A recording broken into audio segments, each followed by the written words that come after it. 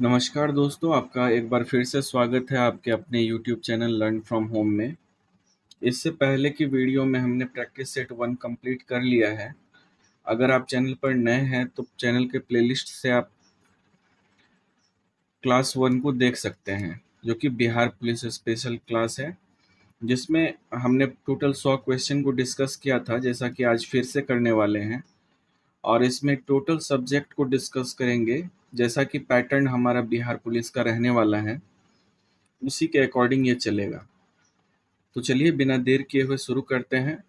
आपको अगर वीडियो अच्छी लगे तो चैनल को लाइक और सब्सक्राइब जरूर कर लें, ताकि आगे आने वाले वीडियो को आप मिस ना करें। तो हमारा आज का पहला प्रश्न है, पंडित जवाहरलाल नेहरू ने किस तिथि को संविधान सभा में उद्देश्य प्रस्ताव को प्रस्तुत किया था? उद्देश्य प्रस्ताव को ऑब्जेक्टिव रेजोल्यूशन भी कहा जाता है। तो ये जो पेश हुआ था संविधान सभा में 13 दिसंबर 1946 को पेश हुआ था। तो अगर हम इसकी बात करें उद्देश्य प्रस्ताव की, तो इसके साथ ही जो है उद्देश्य प्रस्ताव पेश किया था जवाहरलाल नेहरू ने, उसके साथ ही जो है कार्यवाही आरंभ की गई थी।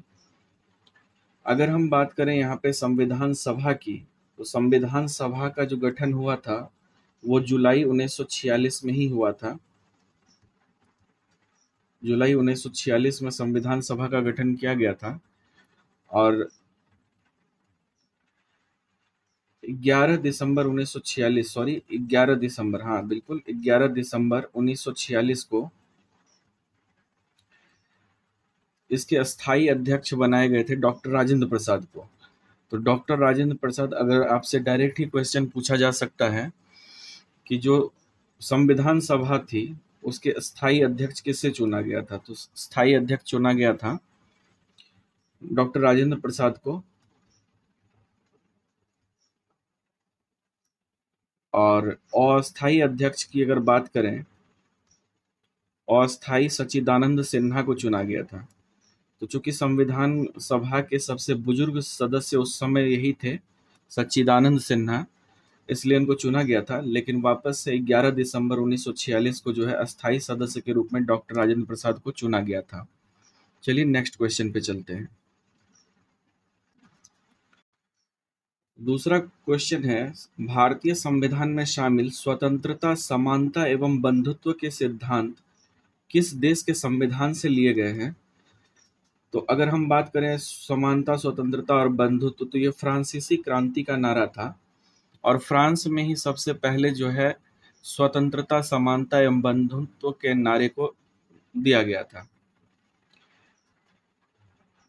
अगर ऑप्शन में बात करें आयरलैंड की, तो आयरलैंड के संविधान से हम लोगों ने नीति निदेशक सिद्धांत लिया है।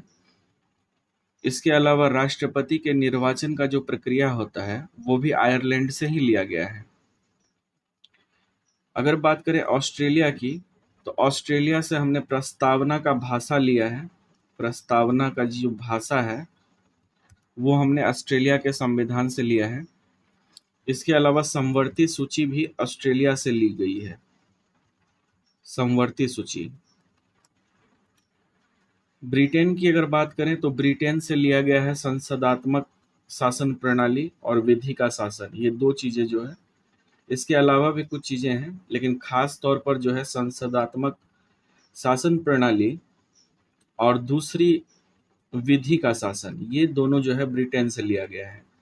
तो चलिए नेक्स्ट क्वेश्चन पे चलते हैं। तीसरा प्रश्न है, भारतीय संविधान के किस अनुच्छेद में यह निर्दिष्ट किया गया है कि राज्य ग्राम पंचायतों का संगठन करने के लिए कदम उठाएगा? तो ग्राम पंचायतों का उल्लेख जो है भारतीय संविधान के अनुच्छेद 40 में दिया गया है। अगर बाकी ऑप्शंस की बात करें हम, तो अनुच्छेद 41 में कहा गया है कि कुछ दशाओं में काम, शिक्षा और लोक सहायता पाने का अधिकार, इसके बारे में जो है अनुच्छेद 41 में बताया गया है। अगर अनुच्छेद 42 की हम बात करें, तो अनुच्छेद 42 में दिया हुआ है काम की न्याय संगत और मनोचित दशाओं का तथा प्रसूति सहायता के बारे में उपबंध दिया गया है अनुच्छेद 42 में, ये भी आपको ध्यान रखना है।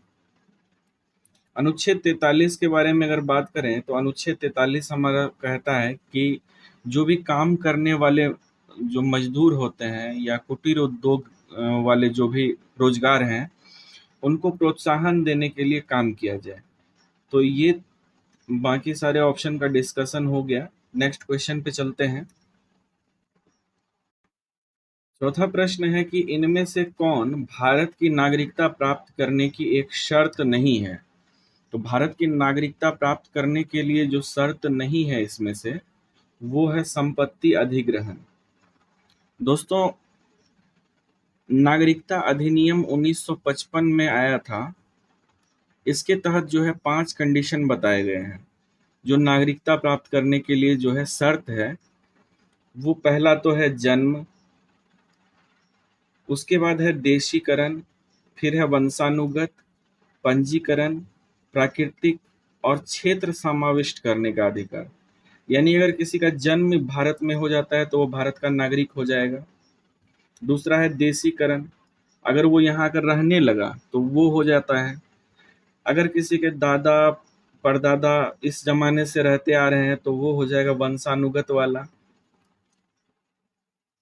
पंजीकरण अगर होता है तो जन्म का, जैसे कि भारत में आकर पंजीकरण कराकर नागरिकता दिया जाता है कुछ लोगों को, तो वो पंजीकरण के माध्यम से नागरिकता ले सकते हैं। और जो भारत के क्षेत्र में पड़ता है तो वो प्राकृतिक रूप से भारतीय का नागरिक हो गया। उसके बाद अगर भारत किसी अलग देश पे कब्जा कर लेता है, मान के चलिए, क्षेत्र को समाविष्ट करने के दौरान उन लोग ऑटोमेटिक जो है वे लोग भारत के नागरिक हो जाएंगे। तो ये 5 तरीका है, तो जिसमें कि जन्म हम लोग देख लिए, वंश देख लिए, देशीकरण देख लिए, और इसके अलावा जो 2 अन्य हैं वो भी हम लोग देख चुके हैं। बाकी संपत्ति का इसमें कोई लेना देना नहीं है। चलिए अगले प्रश्न पे चलते हैं। 5वां प्रश्न है कि भारत के राष्ट्रपति को शपथ कौन दिलाता है? तो भारत के जो राष्ट्रपति हैं उनको शपथ दिलाने का काम करेगा भारत का मुख्य न्यायाधीश। और अगर इसमें कुछ विस्तार की बात करें तो भारत का जो आर्टिकल 60 है, आर्टिकल 60 है, इसमें राष्ट्रपति का शपथ के बारे में बताया गया है। और दूसरी अगर बात करें, मान के चलिए भारत का मुख्य न्यायाधीश किसी कारणवश अनुपस्थित है, तो वैसी स्थिति में जो उच्चतम न्यायालय का वरिष्ठ न्यायाधीश होगा वो राष्ट्रपति को शपथ दिलाएगा। तो ये बातें भी आप ध्यान में रखेंगे। नेक्स्ट क्वेश्चन पे चलते हैं। छठा क्वेश्चन है, किसी धन विधेयक को लोकसभा में पारित होने के बाद राज्यसभा उस विधेयक को अधिकतम कितने दिनों के भीतर लोकसभा को लौटा सकती है? तो इसका राइट आंसर हो जाएगा ऑप्शन ए, यानी 14 दिनों के भीतर लौटा देती है। दोस्तों, धन विधेयक की अगर बात करें तो भारतीय संविधान के अनुच्छेद 110 में जो है धन विधेयक का उल्लेख है। धन विधेयक को इसमें परिभाषित किया गया है और इसको पारित करने के लिए अनुच्छेद 109 के तहत जो है विशेष प्रक्रिया दिया गया है। तो 110 में धन विधेयक है और 109 में प्रक्रिया बताया गया है। अगर लोकसभा में पारित होने के बाद, मतलब लोकसभा में कोई विधेयक पारित हो जाता है तो उसको राज्यसभा में विचार के लिए भेजा जाता है, लेकिन 14 दिन तक अगर उसको स्वीकृति नहीं दिया जाए राज्यसभा के द्वारा तो उसको ऐसा मान लिया जाता है कि राज्यसभा द्वारा ये विधेयक पारित हो गया है। तो नेक्स्ट क्वेश्चन पे चलते हैं। 7वां प्रश्न है, भारतीय चुनाव आयोग की स्थापना कब की गई है? तो भारतीय चुनाव आयोग की स्थापना जो की गई है वो की गई है 25 जनवरी 1950 को। तो अगर हम इसकी बात करें निर्वाचन आयोग की, तो निर्वाचन आयोग जो है यह एक संवैधानिक निकाय है। चुनाव आयोग या निर्वाचन आयोग जो है एक संवैधानिक निकाय है। इसकी स्थापना का डेट तो पता ही है, 25 जनवरी 1950 को इसकी स्थापना की गई थी। अब संविधान के अनुच्छेद 324 जो है, 324 से लेकर के 329 तक जो है निर्वाचन आयोग के बारे में ही दिया गया है कि इसमें 324 तो चुनाव आयोग के बारे में ही है, बाकी जो 329 तक है इसमें इसकी शक्तियों, कार्य और कार्यकाल, पात्रता, ये सब का वर्णन किया गया है। तो ये बात भी आप ध्यान में रखेंगे। 8वां प्रश्न है, भारतीय संविधान में पहला संशोधन कब किया गया था? तो भारतीय संविधान में पहला संशोधन जो है वो 1951 में किया गया था। इसके द्वारा जो है सामाजिक और आर्थिक जो पिछड़े लोग हैं, पिछड़े वर्ग, उनकी उन्नति के लिए विशेष उपबंध बनाए गए थे। और इसी में जो है 9वीं अनुसूची में जो है 9वीं अनुसूची जो है भारतीय संविधान की 9वीं अनुसूची में क्या किया गया था कि भूमि सुधार और न्यायिक समीक्षा से जुड़ा हुआ जो भी मामला है उसको 9वीं अनुसूची में जोड़ा गया था। तो ये भी आपको ध्यान में रखना है। 9वां प्रश्न है, भारत के नियंत्रक और महालेखा परीक्षक किसके द्वारा नियुक्त किया जाता है? तो भारत का नियंत्रक और महालेखा परीक्षक जो है राष्ट्रपति के द्वारा नियुक्त किया जाता है। अगर परीक्षा में आपसे प्रश्न पूछता है कि नियंत्रक और महालेखा परीक्षक को हटाया कैसे जाएगा, तो उसको हटाने के लिए जो है संसद का दोनों सदन मिल करके समावेदन करेगा, तभी जो है नियंत्रक और महालेखा परीक्षक को हटाया जा सकेगा अपने पद से। नेक्स्ट क्वेश्चन पे चलते हैं। 10वां प्रश्न है, निम्नलिखित में से कौन सा भारत का संवैधानिक निकाय नहीं है? तो इसमें से जो संवैधानिक निकाय नहीं है वो है केंद्रीय सूचना आयोग। ये जो है संवैधानिक निकाय नहीं है। और इसके बारे में एक बात और ध्यान में रखेंगे कि केंद्रीय सूचना आयोग की स्थापना जो है 2005 में की गई थी। ये क्वेश्चन आपसे अलग से पूछा जा सकता है कि बताइए कि सूचना आयोग की स्थापना कब हुई थी, तो आपको 2005 ध्यान में रखना है। नेक्स्ट क्वेश्चन पे चलते हैं। 11वां प्रश्न है, आकाश गंगा यानी मिल्की वे का आकार कैसा है? तो आकाश गंगा जो है हमारा, उसका आकार जो है सर्पिलाकार है। इसके बारे में एक बात और ध्यान रखेंगे कि हमारी जो आकाश गंगा है उसका नाम दुग्ध मेखला है, मिल्की वे। दूसरी अगर बात करें तो इसको जो है सबसे पहले देखने वाले जो थे खगोलज्ञ, उनका नाम था गैलीलियो। गैलीलियो नाम के थे जिन्होंने इसे सर्वप्रथम देखा था। और ये आकाशगंगा का 80% भाग जो है वो स्पाइरल है, यानी कि सर्पिलाकार। चलिए नेक्स्ट क्वेश्चन पे चलते हैं। नेक्स्ट क्वेश्चन है, एक विषुव यानी इक्विनॉक्स एक वर्ष में कितनी बार आता है? तो इक्विनॉक्स जो है एक वर्ष में 2 बार आता है। 2 बार कब कब आता है? तो पहली बार तो आता है 21 मार्च को, और दूसरी बार ये आता है 23 सितंबर को।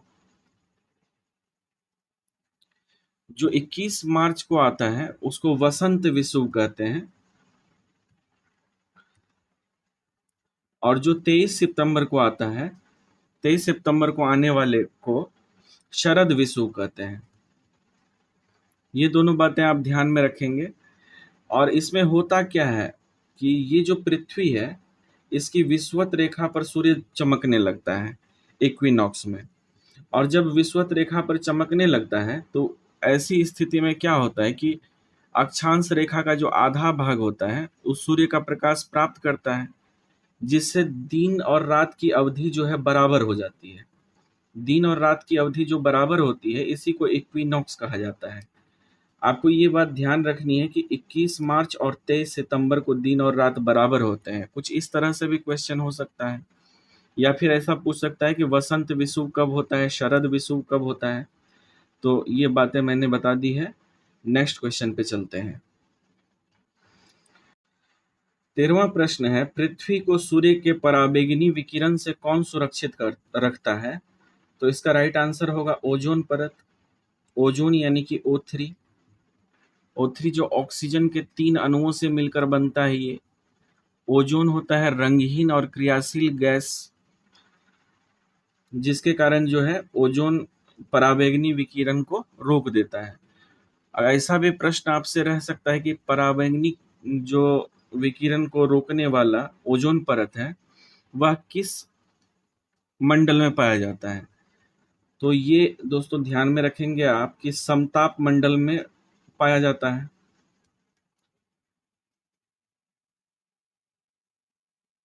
नेक्स्ट क्वेश्चन पे चलते हैं। नेक्स्ट क्वेश्चन है, भूटान का साम्राज्य किस हिमालय में स्थित है।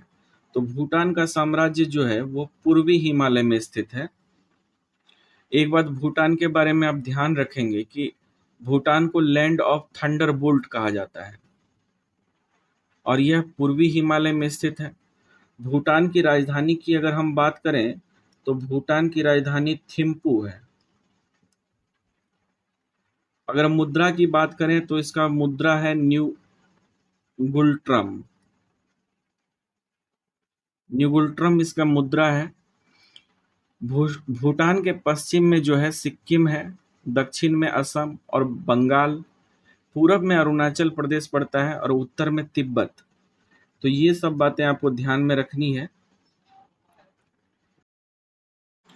15वां प्रश्न है, भारतीय मानक समय IST जो है इंडियन स्टैंडर्ड टाइम ग्रीनविच माध्य समय से कितना आगे है। तो उसका राइट आंसर हो जाएगा ऑप्शन सी, 5 घंटे 30 मिनट आगे है। इसके बारे में एक बात और बताता चलूं कि भारत का जो मानक समय रेखा है वो प्रयागराज से गुजरता है। मानक समय रेखा 82.5 डिग्री है। ये क्या 82.5 डिग्री जो है भारत का मानक समय रेखा है, जो कि इलाहाबाद के प्रयागराज के समीप मिर्जापुर से गुजरता है। 82.5 डिग्री पूर्वी देशांतर रेखा है जिसको कि भारत का मानक समय रेखा कहा जाता है और ये जो है ग्रीनविच मीन टाइम से 5 घंटे 30 मिनट आगे है। इतनी बातें आपको इस विषय में ध्यान रखनी है। नेक्स्ट क्वेश्चन पे चलते हैं। 16वां प्रश्न है, लूनी नदी किस पर्वत श्रृंखला से निकलती है। तो दोस्तों लूनी नदी जो है अरावली पर्वत श्रृंखला से निकलती है, जो कि राजस्थान राज्य के अजमेर के निकट अरावली श्रेणी की नागा पहाड़ी से निकलती है। अरावली के नागा पहाड़ी से निकलती है, तो इसको आपको ध्यान में रखना है। और एक बात और देखें अगर, तो इस नदी में अधिक नमक होने के कारण इसको नमक नदी के नाम से भी जाना जाता है। नमक नदी के नाम से लूनी नदी को जाना जाता है। नेक्स्ट क्वेश्चन पे चलते हैं। नेक्स्ट क्वेश्चन है कि डैश भारत का सबसे बड़ा और एशिया का दूसरा सबसे बड़ा मिट्टी का बांध है। इस बांध का नाम केरल के राजा महाबली के पुत्र के नाम पर रखा गया था। तो ये बताना है कि इस बांध का नाम क्या है। तो इसका राइट आंसर हो जाएगा बानासुर सागर बांध। ऑप्शन ए इसका राइट आंसर है और ये केरल राज्य में है, इसको आपको ध्यान रखना है। वहीं अगर बात किया जाए नागार्जुन सागर बांध का, तो नागार्जुन सागर बांध कृष्णा नदी के ऊपर तेलंगाना में स्थित है। अगर बात करें कृष्णराज सागर बांध का, तो कृष्णराज सागर बांध जो है कावेरी नदी के ऊपर कर्नाटक राज्य में है। अगर मेट्टूर बांध की बात करें तो मेट्टूर बांध भी कावेरी नदी पर है और ये तमिलनाडु राज्य में है। कृष्णा सागर बांध की बात करें तो ये कर्नाटका में है और नागार्जुन सागर बांध जो है तेलंगाना में है। चलिए नेक्स्ट क्वेश्चन पे चलते हैं। 18वां प्रश्न है कि भारत का कौन सा राज्य रबर का अग्रणी उत्पादक है। तो रबर का जो अग्रणी उत्पादक राज्य है इसमें से केरल है। केरल राज्य में रबर का सबसे अधिक उत्पादन होता है। देश में रबर बोर्ड का मुख्यालय भी जो है वो केरल के कोट्टायम में स्थित है। भौगोलिक दृष्टि से रबर के वृक्ष जो है वो भूमध्य रेखीय सदाबहार वन में पाए जाते हैं और रबर जो है रबर के पौधे के लेटेक्स से बनाया जाता है और रबर का प्रयोग जो है मोटर के ट्यूब में, टायर में, वाटर प्रूफ जो भी सामान बनते हैं उसमें और कपड़े आदि बनाने में इसका प्रयोग किया जाता है। तो ये सभी बातें आपको ध्यान रखनी है। नेक्स्ट क्वेश्चन पे चलते हैं।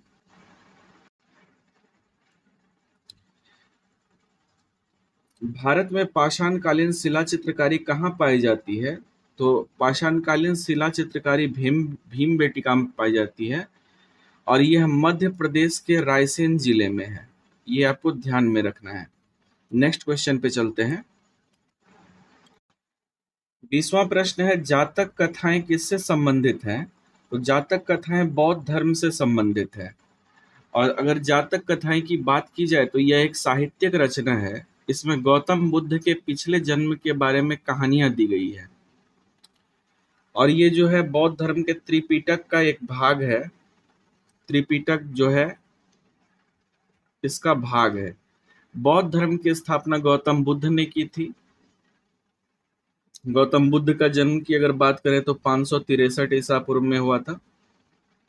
ये भी आपको ध्यान रखना है। नेक्स्ट क्वेश्चन पे चलते हैं। नेक्स्ट क्वेश्चन है, किस मूल भारतीय राजवंश ने अपने शासकों के चित्र वाले सिक्के जारी किए थे? तो अपने शासकों के राजवंश वाले सिक्के जारी किए थे सातवाहन वंश के शासकों ने। सातवाहन राजवंश के शासकों ने चित्र वाले सिक्के जारी किए। सातवाहन शासकों द्वारा शीशे का सिक्का भी सबसे पहली बार जारी किया गया था। इसके अतिरिक्त अगर हम लोग बात करें तो उन्होंने चांदी, तांबा, कांसा और पोटीन आदि के भी सिक्के चलाए थे। सातवाहन वंश के अगर संस्थापक की बात करें तो सातवाहन वंश का संस्थापक सिमुक था। सातवाहन शासकों का राजधानी की अगर बात करें तो सातवाहन शासकों की राजधानी जो थी वो प्रतिष्ठान में थी। तो इतनी बातें आपको इसके बारे में ध्यान रखना है। नेक्स्ट क्वेश्चन पे चलते हैं। 22वां प्रश्न है, प्राचीन संस्कृत ग्रंथ अष्टाध्यायी के लेखक कौन हैं? तो अष्टाध्यायी के लेखक जो हैं वो पाणिनि हैं। अष्टाध्यायी की अगर हम लोग बात करें तो संस्कृत भाषा की व्याकरण की प्रथम पुस्तक ये अष्टाध्यायी ही है। इसमें से मौर्य काल के इतिहास और मौर्य युगीन राजनीतिक व्यवस्था की जानकारी प्राप्त होती है। तो मौर्य काल के जानकारी के लिए जो है यह बहुत ही महत्वपूर्ण पुस्तक है। अष्टाध्यायी के बारे में एक और बात ध्यान रखने लायक है कि इसमें जो सूत्रों की संख्या है वह 3996 है। बाकी अगर बात करें तो पतंजलि के द्वारा लिखा गया है महाभाष्य। नाट्य शास्त्र के लेखक जो है भरत मुनि है। चरक संहिता के लेखक चरक हैं। ये सब उसी वक्त की पुस्तकें हैं। चलिए नेक्स्ट क्वेश्चन पे चलते हैं। नेक्स्ट क्वेश्चन है, मोहम्मद गोरी की सेना और पृथ्वीराज चौहान के बीच 2 बार युद्ध हुआ, जिसमें से खालिस्तान की दूसरी लड़ाई पृथ्वीराज चौहान हार गए और उनके राज्य पर कब्जा कर लिया गया।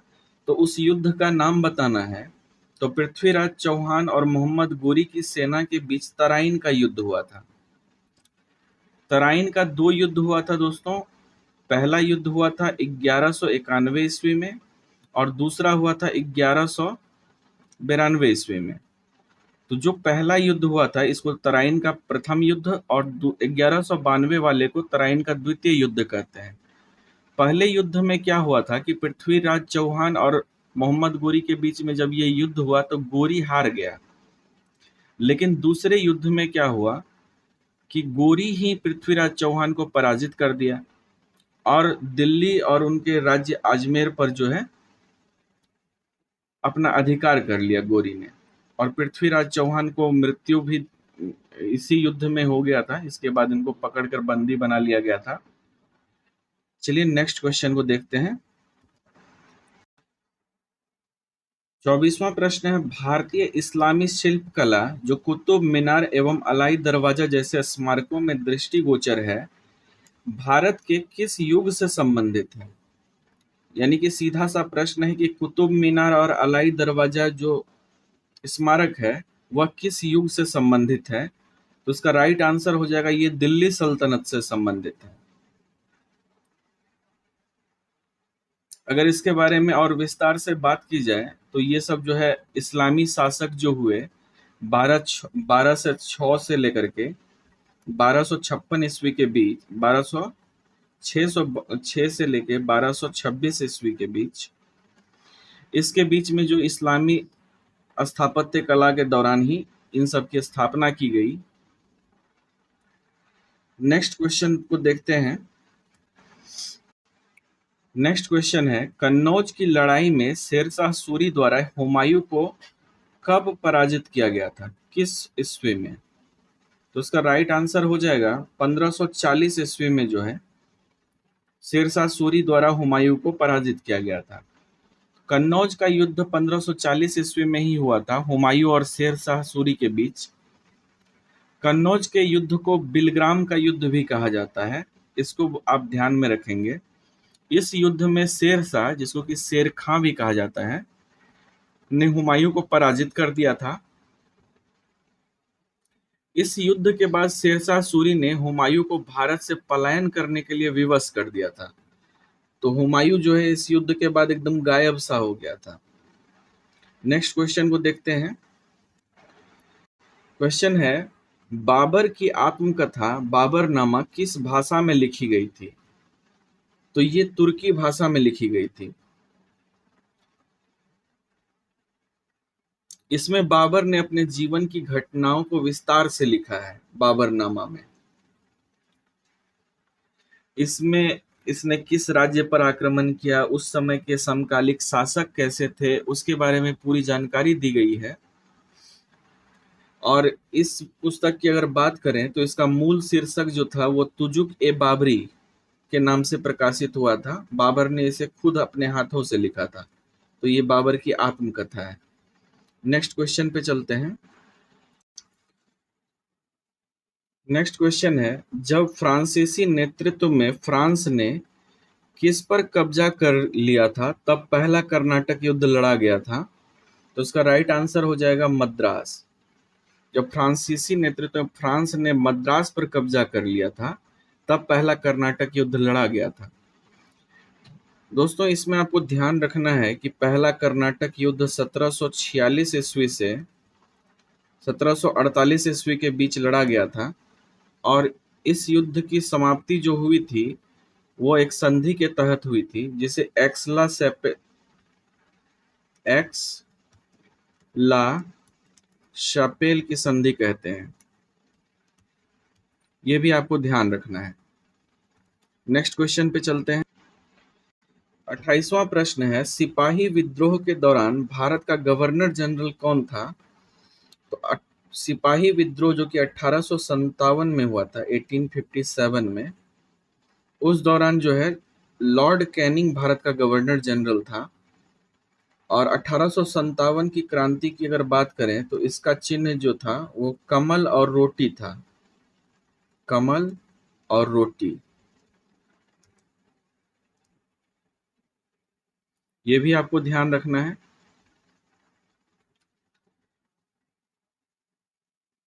नेक्स्ट क्वेश्चन पे चलते हैं। नेक्स्ट क्वेश्चन है, दिल्ली दरबार 1911 के दौरान दिल्ली की आधारशिला इनमें से किसने रखी थी? तो दिल्ली की आधारशिला जो रखी थी जॉर्ज पंचम ने रखी थी। दिल्ली दरबार के दौरान सम्राट जॉर्ज पंचम ने दिल्ली की आधारशिला रखी थी एवं भारत की राजधानी कोलकाता से दिल्ली भी स्थानांतरित की थी। दिल्ली जो है 1 अप्रैल 1912 को राजधानी बनी थी भारत की। नेक्स्ट क्वेश्चन पे चलते हैं। 30वां प्रश्न है, सहायक गठबंधन 1798 में किसके द्वारा तैयार एक गैर हस्तक्षेप की नीति थी?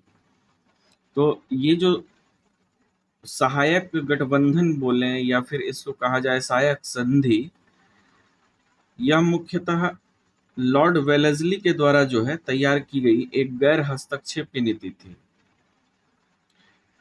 इसके बारे में अगर बात करें तो भारतीय उपमहाद्वीप में लॉर्ड वेलेस्ली ने ही 1798 से 1805 में इनका शासनकाल रहा था। इन्होंने भारत में अंग्रेजी राज्य के विस्तार के लिए सहायक संधि का प्रयोग किया। यह संधि ब्रिटिश ईस्ट इंडिया कंपनी और भारतीय रियासतों के बीच में होती थी। सहायक संधि को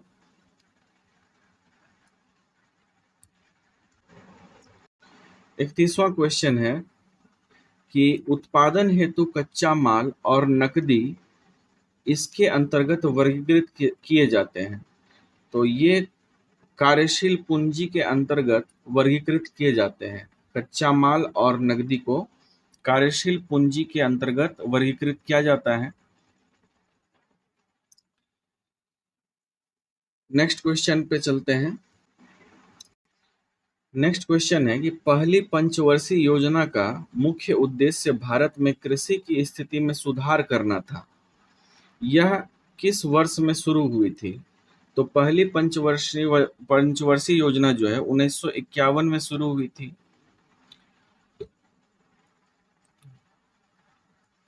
इसकी शुरुआत का डेट था 1 अप्रैल 1951 में शुरू हुई थी और 1956 तक चली थी। 5 साल की योजना थी। अगर प्रथम पंचवर्षीय योजना की बात हम करें तो यह हेराल्ड डोमर मॉडल पर आधारित थी। इसको भी आपको ध्यान में रखना है। पहली पंचवर्षीय योजना में कृषि क्षेत्र पर बल दिया गया था, यानी कि सिंचाई, व्यास परियोजना, बाकी बड़ी बड़ी परियोजनाएं जैसे भाखड़ा नंगल परियोजना है, ये सब इसमें शुरुआत की गई थी। नेक्स्ट क्वेश्चन पे चलते हैं। 33वां प्रश्न है, निम्नलिखित में से कौन भारत सरकार की मौद्रिक नीति तैयार करता है? तो भारत सरकार की मौद्रिक नीति तैयार करता है आरबीआई के गवर्नर, और वर्तमान समय में अभी आरबीआई के गवर्नर जो हैं वो शक्तिकांत दास हैं। इसको भी आप ध्यान में रखेंगे। चलिए नेक्स्ट क्वेश्चन पे चलते हैं। नेक्स्ट क्वेश्चन है, भारत में राज्य सरकार द्वारा कौन से कर लगाए जाते हैं? तो इसका राइट आंसर है ऑप्शन ए, शराब पर उत्पादन शुल्क। तो भारत में राज्य सरकार शराब के निर्माण पर उत्पाद कर और बिक्री कर लगाती है।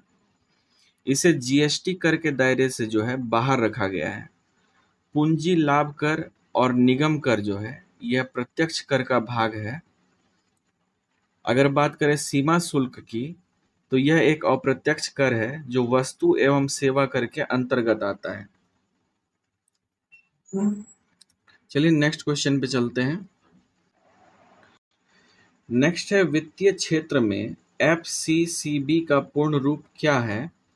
तो एफसीसीबी का पूर्ण रूप हो जाएगा foreign currency convertible bond. Foreign currency convertible bond, ये इसका पूर्ण रूप हो जाएगा। अगर इसकी बात करें कि फॉरेन करेंसी कन्वर्टिबल बॉन्ड क्या होता है, तो यह एक विशेष प्रकार का बॉन्ड होता है जो किसी कंपनी के द्वारा अपनी घरेलू मुद्रा से भिन्न मुद्रा में आमतौर पर 3 से 7 साल के लिए जारी किया जाता है। यह एक कंपनी के लिए विदेशी पूंजी जुटाने में जो है महत्वपूर्ण योगदान देता है। तो इसको आप ध्यान में रखेंगे। चलिए नेक्स्ट क्वेश्चन। तो 36वां प्रश्न है, ऑपरेशन ग्रीन्स एक सरकारी योजना है, इसका उद्देश्य क्या है? तो ऑपरेशन ग्रीन्स की अगर हम बात करें तो इसका जो मुख्य उद्देश्य है यह है टमाटर, प्याज और आलू की फसलों की आपूर्ति में स्थिरता लाना। टोमेटो, ओनियन एंड पोटैटो की फसलों की आपूर्ति में स्थिरता लाना। नेक्स्ट क्वेश्चन पे चलते हैं। 37वां प्रश्न है, स्वच्छ विकास तंत्र कार्यक्रम यानी कि क्लीन डेवलपमेंट मैकेनिज्म प्रोग्राम का उपयोग डैश को कम करने के लिए किया जाता है। तो इसका राइट आंसर हो जाएगा, ये जो किया जाता है ग्रीन हाउस गैस उत्सर्जन को कम करने के लिए किया जाता है। स्वच्छ विकास तंत्र की अगर बात करें तो इस कार्यक्रम का उपयोग जो है ग्रीन हाउस गैस के उत्सर्जन को कम करना है। यह जो है यूएनएफसीसीसी के क्योटो प्रोटोकॉल के तहत विकसित देशों द्वारा विकासशील देशों में ग्रीन हाउस गैस के उत्सर्जन को कमी करने वाला प्रोजेक्ट है।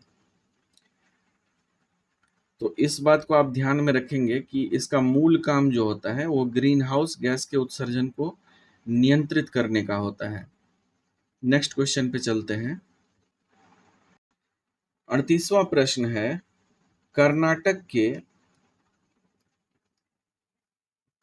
के कंबाला त्योहार किससे संबंधित है? तो कर्नाटक का जो कंबाला त्योहार है वो भैंसों की दौड़ से संबंधित है।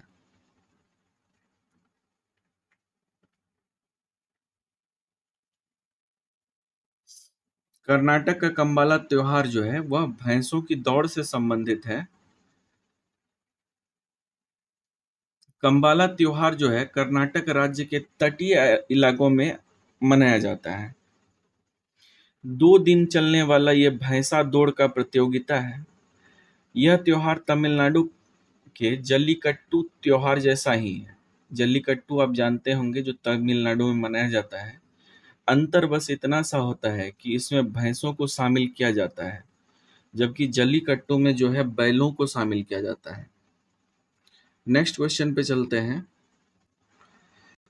नेक्स्ट क्वेश्चन है, गिद्धा किस राज्य का लोक नृत्य है?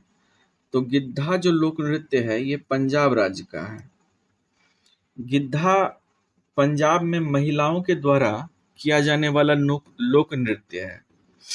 यह एक खुशनुमा नृत्य है जिसमें एक गोले में बोलियां गाई जाती है, यानी गीत गाए जाते हैं और तालियां बजाई जाती है।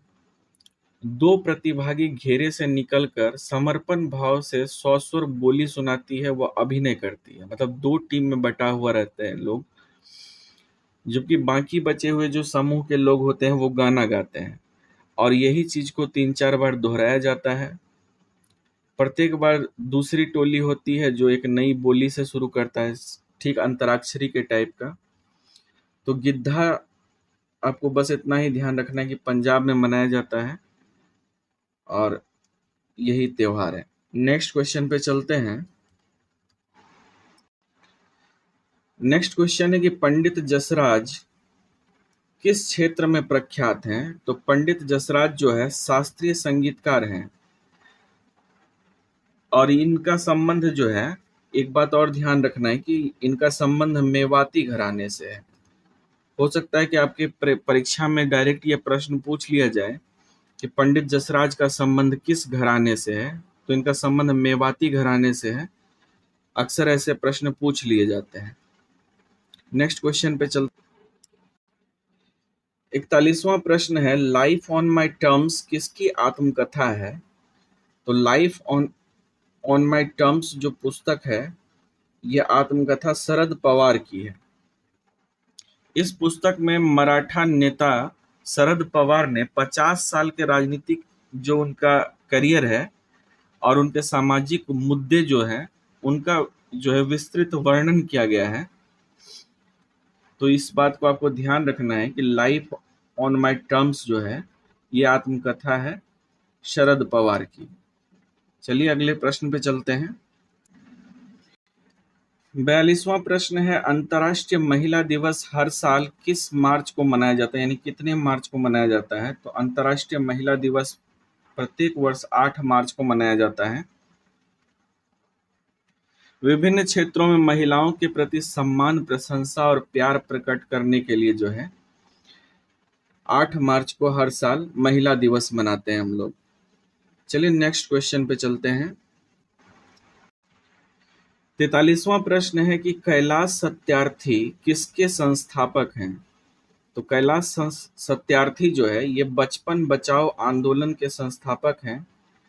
इनके बारे में एक बात बताता चलूं कि कैलाश सत्यार्थी जो है भारतीय मूल के प्रथम व्यक्ति हैं जिन्हें शांति का नोबेल पुरस्कार से सम्मानित किया गया है। ठीक है, और इनको जो नोबेल पुरस्कार 2014 में दिया गया है, इनके साथ पाकिस्तान की एक महिला को भी दिया गया है जो कि सबसे कम उम्र की नोबेल पुरस्कार विजेता है। उनका नाम मलाला यूसुफजई है। मलाला यूसुफजई, इनको भी मिला है। तो आपको इसको ध्यान में रखना है कि कैलाश सत्यार्थी के द्वारा जो है बचपन बचाओ आंदोलन चलाया गया है। 2014 में इनको नोबेल पुरस्कार मिला है। पाकिस्तानी महिला मलाला यूसुफजई को भी जो है इनके साथ ही नोबेल पुरस्कार मिला था। और कैलाश सत्यार्थी पहले भारतीय व्यक्ति हैं जिनको कि शांति का नोबेल पुरस्कार प्राप्त हुआ है। अगले प्रश्न पे चलते हैं। 44वां प्रश्न है, यूनेस्को का मुख्यालय कहाँ पे है? तो यूनेस्को का मुख्यालय जो है वो पेरिस में है। यूनेस्को जो है संयुक्त राष्ट्र शैक्षिक, वैज्ञानिक और सांस्कृतिक संगठन इसको कहा जाता है। संयुक्त राष्ट्र का एक विशेष एजेंसी है। इसके बारे में आपको ध्यान रखना है कि इसकी स्थापना 1945 यानी कि 1945 में हुई थी।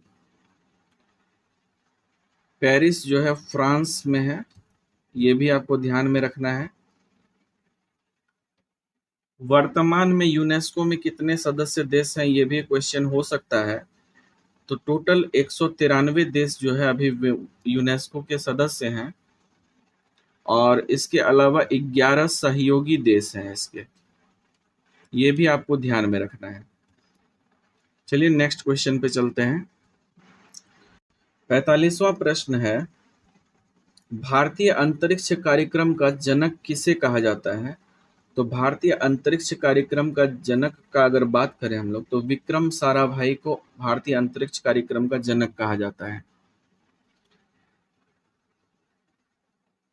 भारत में अंतरिक्ष अनुसंधान के लिए सबसे पहले 1962 ईस्वी में प्रधानमंत्री जवाहरलाल नेहरू और उनके करीबी एक सहयोगी थे विक्रम साराभाई, इन्होंने दोनों ने मिलकर भारतीय राष्ट्रीय समिति की स्थापना की थी, जिसके अध्यक्ष विक्रम साराभाई थे।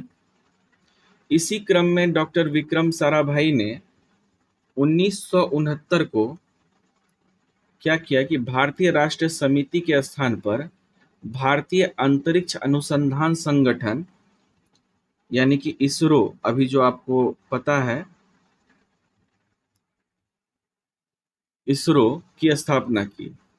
इसलिए इन्हें जो है भारतीय अंतरिक्ष कार्यक्रम का जनक कहा जाता है। तो ये तमाम बातें आपको ध्यान में रखनी है। चलिए नेक्स्ट क्वेश्चन पे चलते हैं। 46वां प्रश्न है, निम्नलिखित में से कौन जमीन से हवा में मार करने वाली मिसाइल है? तो इसका राइट आंसर हो जाएगा ऑप्शन बी, त्रिशूल। वैसे भी आप देखते होंगे कि त्रिशूल को ऐसे जमीन में खड़ा होकर के फेंका जाता है। ये त्रिशूल है, जमीन से हवा में मार करता है। तो इस तरह से आप याद रख सकते हैं, जमीन से हवा में मार करने वाले मिसाइल त्रिशूल है। अगर त्रिशूल की अगर बात करें तो इसकी मारक क्षमता जो है 500 मीटर से लेकर के 9 किलोमीटर तक मार कर सकता है ये।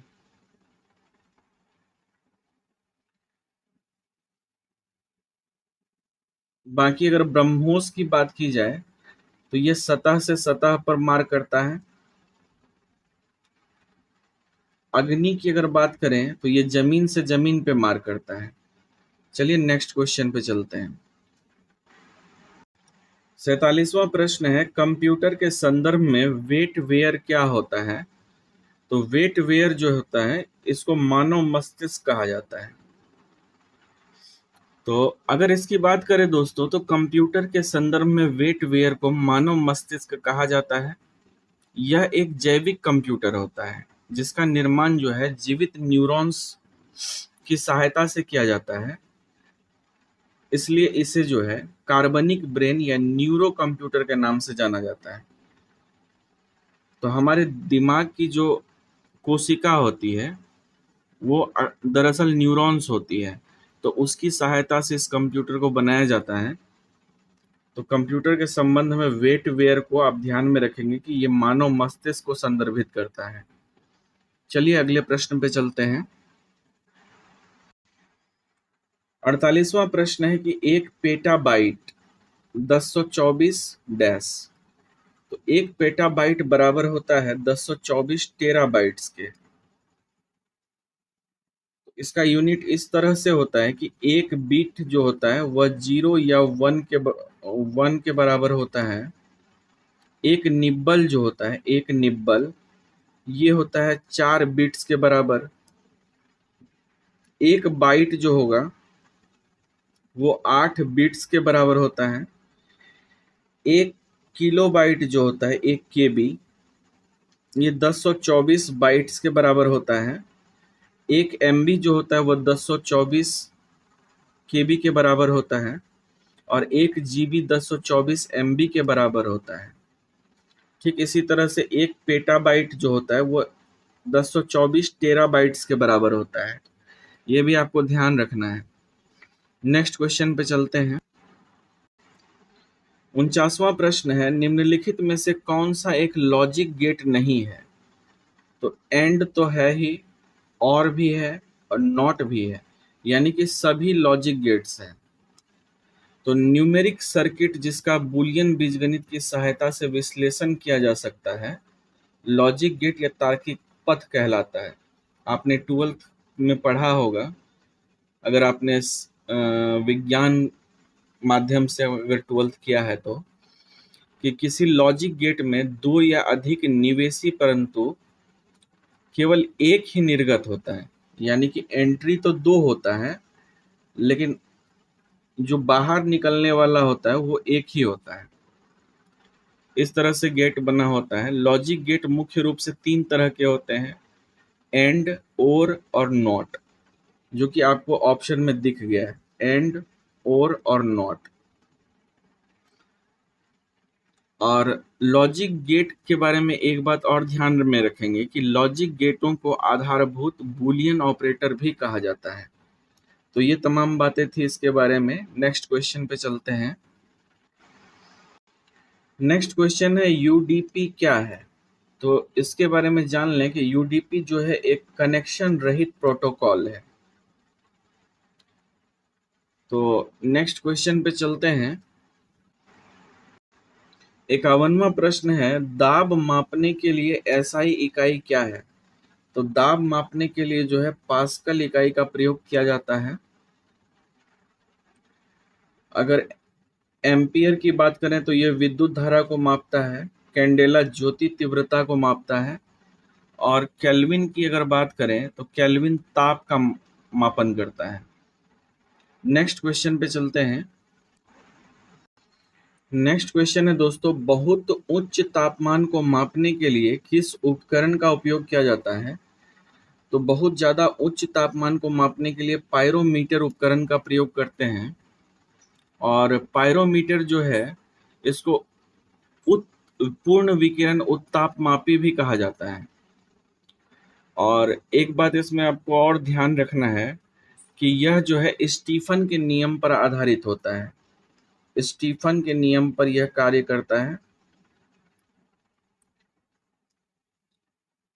एक और बात जो ध्यान रखने लायक है कि इससे जो है 800 डिग्री सेल्सियस से ऊपर के ताप को मापा जाता है। ऐसा इसलिए है क्योंकि यह विकिरण को मापता है और जब तक किसी भी बॉडी का तापमान 800 डिग्री सेल्सियस से ऊपर नहीं होगा तब तक उससे जो है ऊष्मीय विकिरण उत्सर्जित ही नहीं होगा। तो ये नापेगा क्या? तो इसलिए जो है ये 2-3 बातें आप ध्यान में रखेंगे। सबसे पहले तो इसको पूर्ण विकिरण पायरोमीटर उत्तापमापी भी कहा जाता है। दूसरा, ये स्टीफन के नियम पे काम करता है। और तीसरा कि इससे 800 डिग्री सेल्सियस से हमेशा ऊपर का ताप मापा जाता है। नेक्स्ट क्वेश्चन पे चलते हैं। 53वां प्रश्न है, निम्नलिखित भौतिक मात्राओं में से कौन सी एक अदिश राशि है? तो बताना है कि इसमें से अदिश राशि कौन सी है। तो दिया गया जो यंग का मापांक है यह एक अदिश राशि है। बाकी भार, आवेग और त्वरण ये सारे सदिश राशि हैं।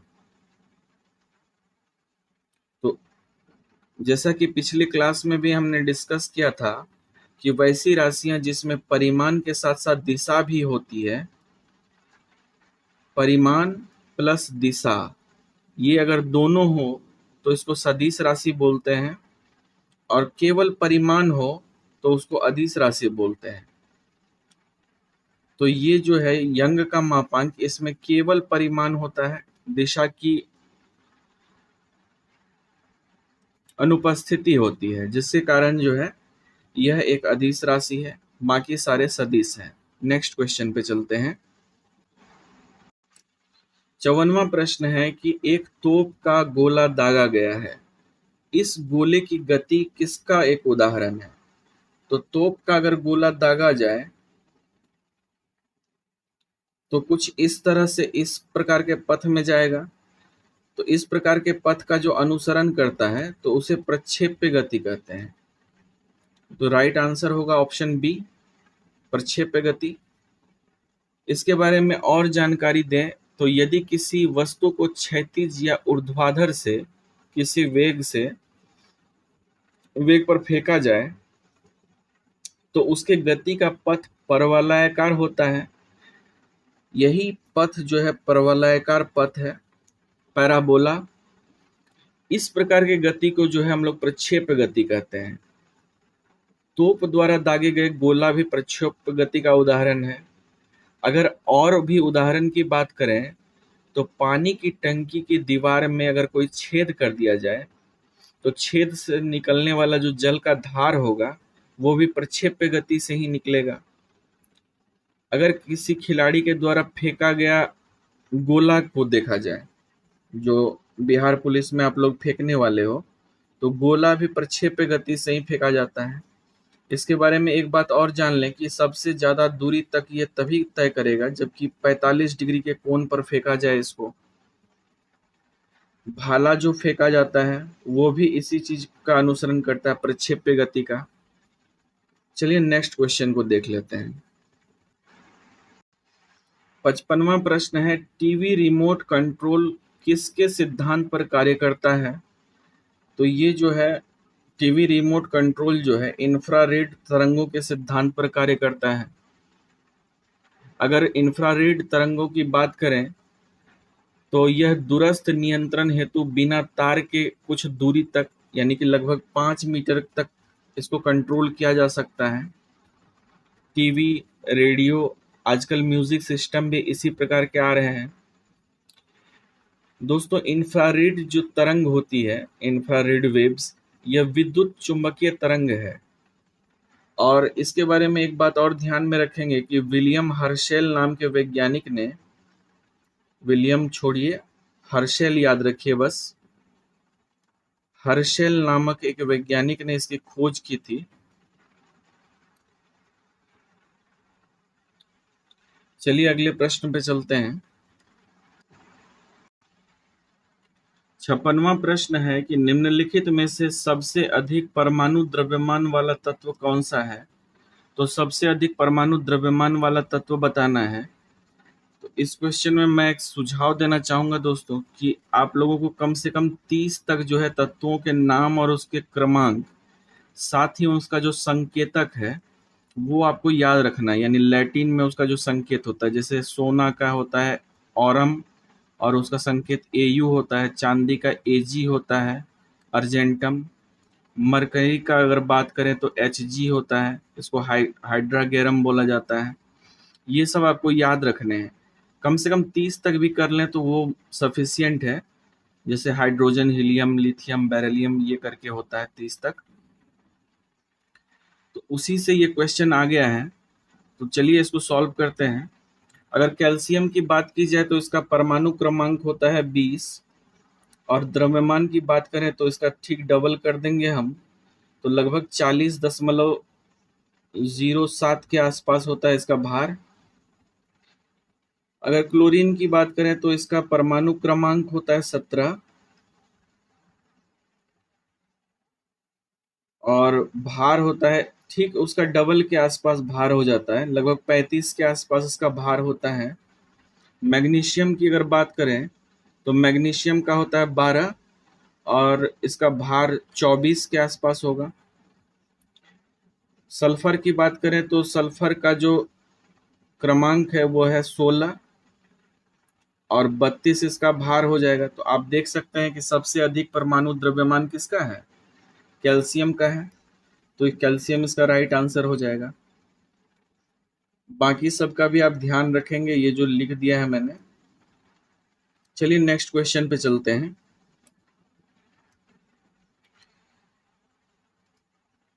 नेक्स्ट क्वेश्चन है, उस अम्ल की पहचान करें जो पाचन में मदद करता है। तो पाचन में मदद करने वाला अम्ल है हाइड्रोक्लोरिक अम्ल HCl। ये जो है पाचन में मदद करता है। हाइड्रोक्लोरिक अम्ल का जो दोस्तों काम होता है मेन, ये जो पेट में जो भी क्षारीय चीज हम लोग लेते हैं, क्षारीय पदार्थ खा लेते हैं, तो उसको नॉर्मल करने के लिए ये पेट में आमाशय द्वारा छोड़ा जाता है, HCl जाता है, या जो भी कीटाणु होते हैं वो खाद्य पदार्थ में वो सारे नष्ट हो जाते हैं HCl के छिड़काव से। तो आप ध्यान में रखेंगे कि पाचन में सहायता करने वाला अम्ल जो है हाइड्रोक्लोरिक अम्ल होता है। नेक्स्ट क्वेश्चन पे चलते हैं।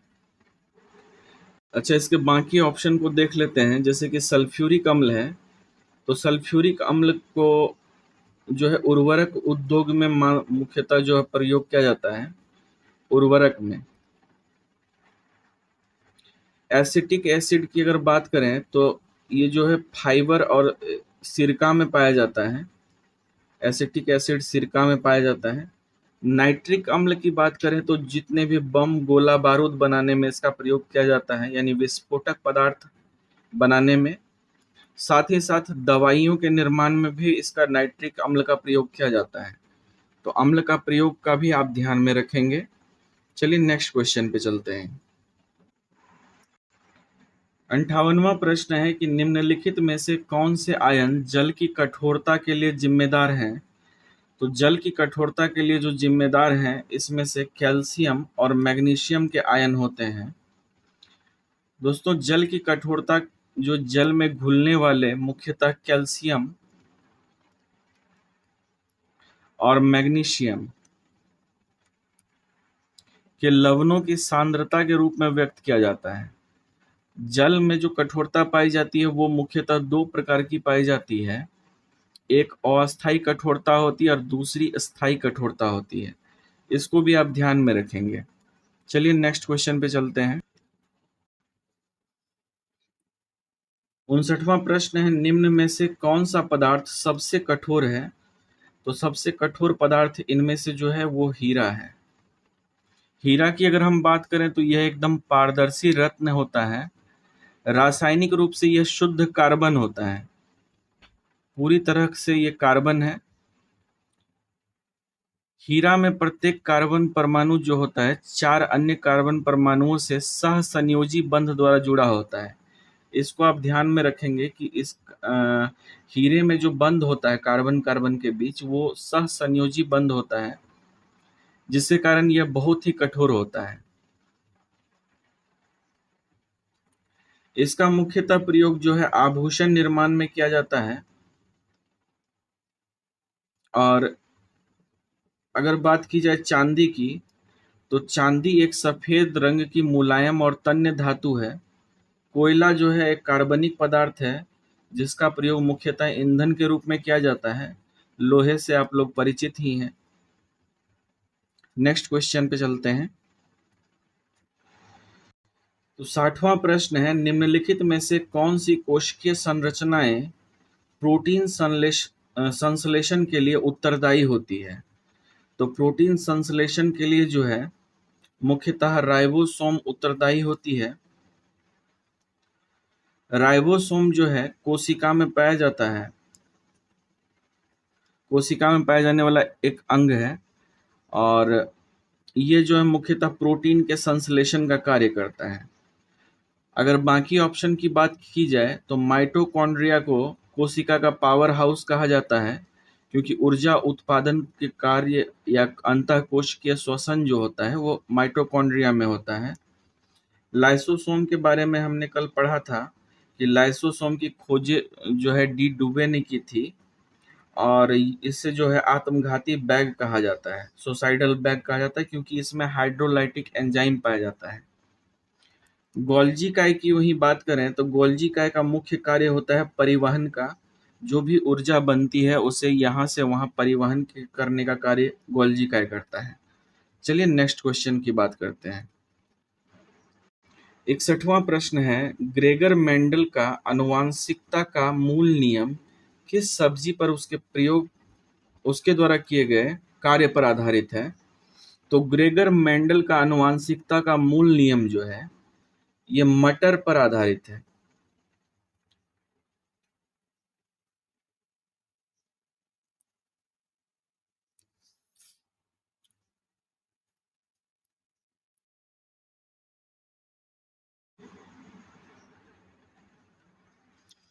तो ग्रेगर जॉन मेंडल ने अपने खोजों के द्वारा जो है ग्रेगर जॉन मेंडल ने अपने खोजों के द्वारा क्या किया कि आधुनिक आनुवंशिकी की नींव डाली, इसलिए जो है इन्हें आनुवंशिकी का पिता भी कहा जाता है, ग्रेगर जॉन मेंडल को। ये बात आप ध्यान में रखेंगे। बाकी दूसरी बात है कि इन्होंने मटर के पौधे पर प्रयोग किया था, ये भी ध्यान रखेंगे। चलिए नेक्स्ट क्वेश्चन पे देखते हैं। 62वां प्रश्न है दोस्तों, निम्नलिखित में से कौन सी दुनिया की सबसे तेज दौड़ने वाली चींटी की प्रजाति है? तो सबसे तेज दौड़ने वाली चींटी की प्रजाति जो है इसमें से सहारन सिल्वर चींटी है। इसके बारे में अगर बात करें, सहारन सिल्वर चींटी दुनिया की ज्ञात 12,000 चींटी की प्रजातियों में से सबसे तेज दौड़ने वाली चींटी है ये।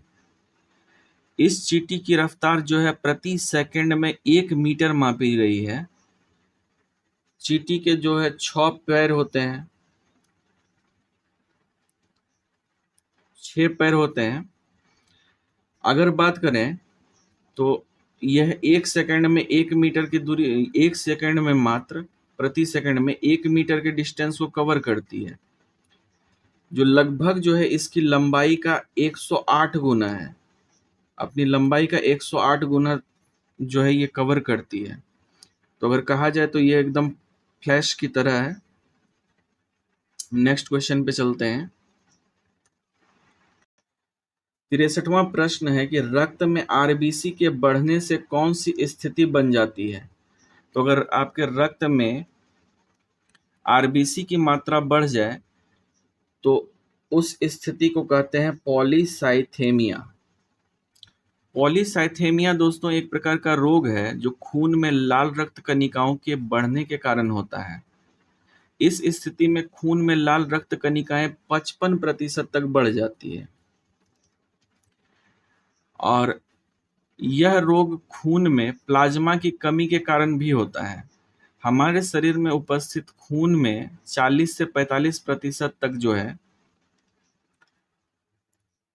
40 से 45% तक लाल रक्त कणिकाएं पाई जाती है तथा इसका मुख्य कार्य जो होता है वो शरीर में जो है ब्लड में घुलकर ऑक्सीजन को शरीर के प्रत्येक अंग तक लेके जाना होता है। तो आरबीसी का मुख्य काम यही होता है। चलिए नेक्स्ट क्वेश्चन को देखते हैं। 64वां प्रश्न है, खाद्य श्रृंखला के किस स्तर में मिलीपीड, स्प्रिंगटेल, वुडलाइस, गोबर मक्खियां और घोंघा शामिल होते हैं, जो कि मृत या सड़ने वाले पादपों या जंतुओं से पोषण प्राप्त करते हैं? तो इसका राइट आंसर होगा ये सब जो शामिल होते हैं ये अपर्दाहारी के अंतर्गत शामिल किए जाते हैं।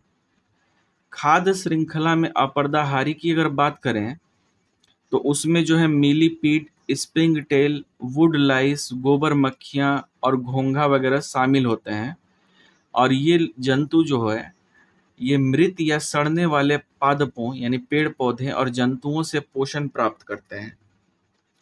चलिए नेक्स्ट क्वेश्चन को देखते हैं। 65वां प्रश्न है, अप्रैल 2023 में संयुक्त राज्य अमेरिका के किस राज्य पेंसिल्वेनिया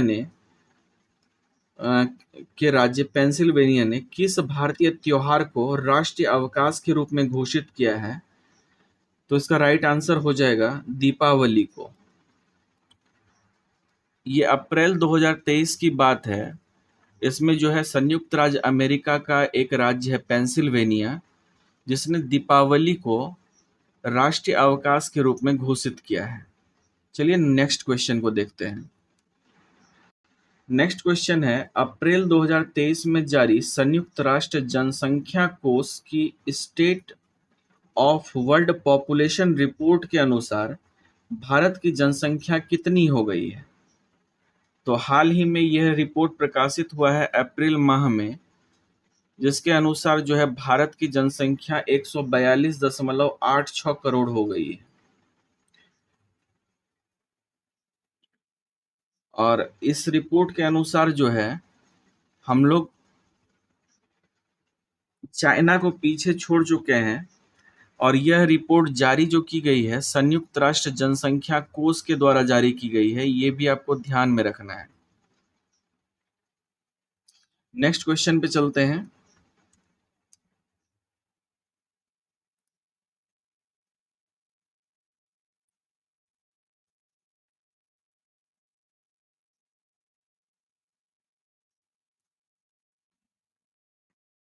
नेक्स्ट क्वेश्चन है दोस्तों, अप्रैल 2023 में नाटो, जो कि नॉर्थ अटलांटिक ट्रीटी ऑर्गेनाइजेशन के नाम से जाना जाता है, का 31वां सदस्य देश कौन बना है? तो इसका 31वां सदस्य देश बन गया है फिनलैंड। नेक्स्ट क्वेश्चन पे चलते हैं। 68वां प्रश्न है, मार्च 2023 में जारी वैश्विक आतंकवाद सूचकांक 2023 में भारत को कौन सी रैंक प्रदान की गई है? तो भारत को इसमें आतंकवाद सूचकांक में मिला है 13वां रैंक।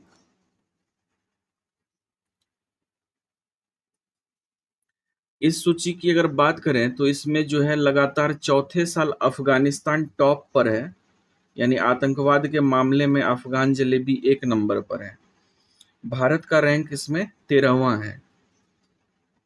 नेक्स्ट क्वेश्चन पे चलते हैं। मार्च 2023 में जारी वर्ल्ड हैप्पीनेस रिपोर्ट 2023 में भारत को कौन सा स्थान प्राप्त हुआ है? तो हैप्पीनेस रिपोर्ट यानी खुशहाली सूचकांक में भारत को 126वां स्थान प्राप्त हुआ है। इसमें एक बात और ध्यान रखेंगे कि फिनलैंड जो है, फिनलैंड की अगर हम बात करें तो लगातार छठे वर्ष ये जो है टॉप पर रहा है। नेक्स्ट क्वेश्चन पे चलते हैं।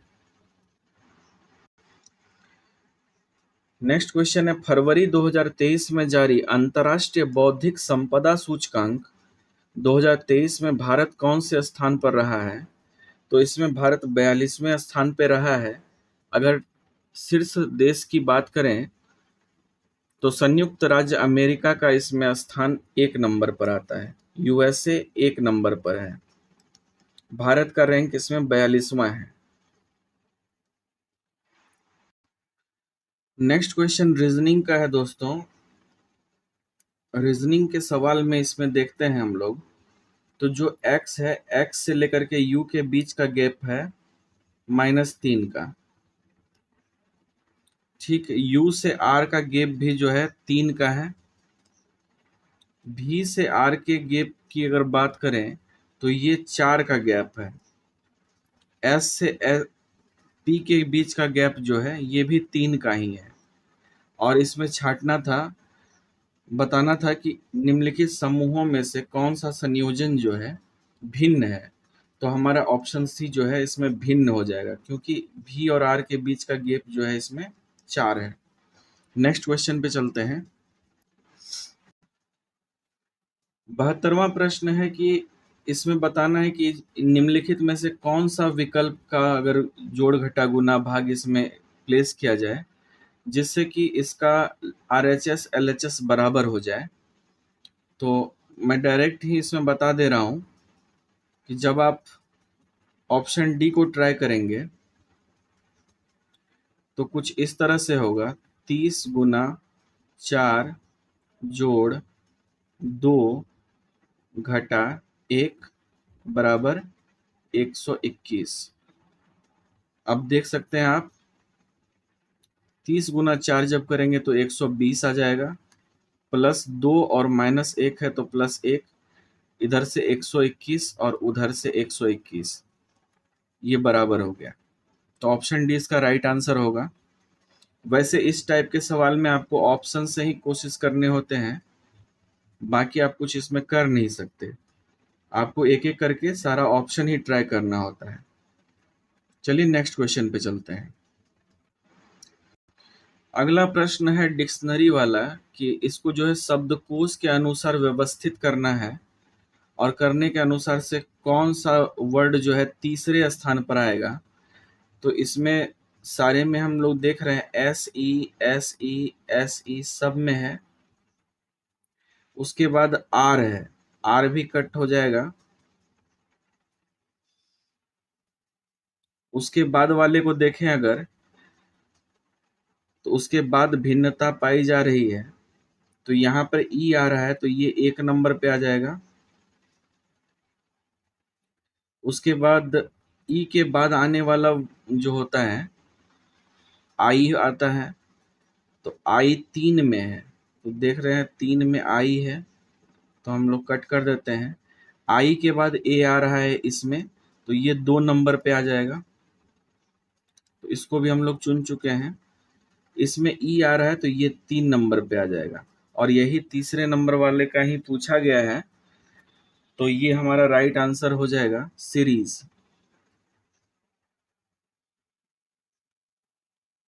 तो 73 का राइट आंसर हो जाएगा सीरीज। सॉल्व करने के लिए आप लोग सीख चुके हैं। चलिए नेक्स्ट क्वेश्चन पे चलते हैं। इस क्वेश्चन में जो है 2 समुच्चय दिया गया है, इसके अकॉर्डिंग जो है बाकी ऑप्शन वाले समुच्चय से चुनना है कि इसमें से कौन सा समुच्चय में से संबंधित है। तो ये 4 ऑप्शन दिए गए हैं, तो समुच्चय कुछ इस प्रकार से फॉलो कर रहा है कि जब आप 7 में 11 को जोड़ते हो, 7 में 11 को जोड़ते हैं और उसके बाद क्या करते हैं, गुना करते हैं 7 11 माइनस 7 करके, तो ऐसी स्थिति में आपको जो है ये तीसरा वाला मिल जाता है, यानी 72। 11 और 7 18 गुना 4 72 आ गया। ठीक इसी तरह दूसरा भी काम कर रहा है, 5 + 8, और जब इसको मल्टीप्लाई करते हैं 8 - 5 से, तो आपको मिल जाता है 39।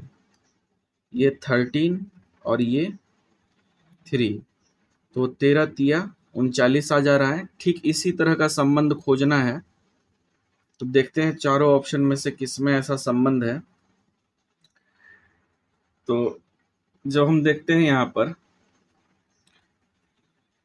ऑप्शन सी को जब फॉलो करते हैं,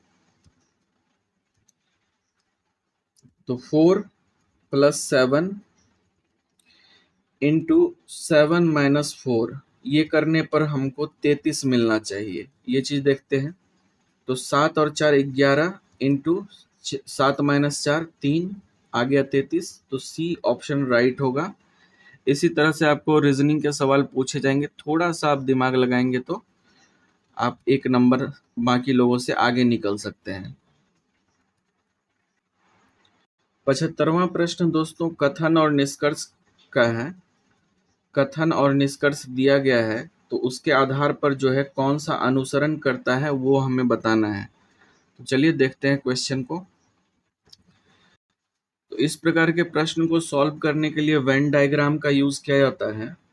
तो पहले कथन में कह रहा है सभी जेड जो है, सभी जेड वो एक्स है, तो इस तरह से बन गया। उसके बाद कह रहा है सभी जी भी एक्स है, सभी जी जो है वो एक्स है। एक बार फिर से बना लेते हैं इसको।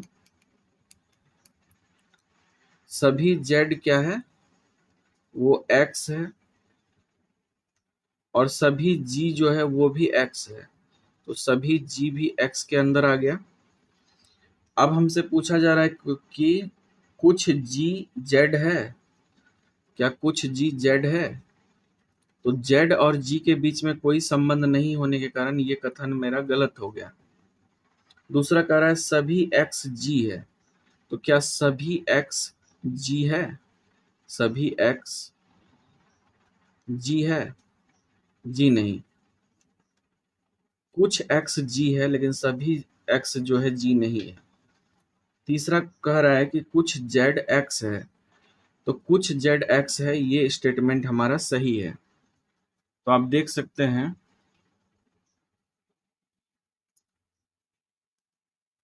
कह रहा है कुछ जेड एक्स है, सॉरी इसमें देख लेते हैं, कुछ जेड एक्स है, तो क्या कुछ जेड जो है एक्स है? ऐसा तो है नहीं, कारण कि इसमें सारा ही जेड एक्स है।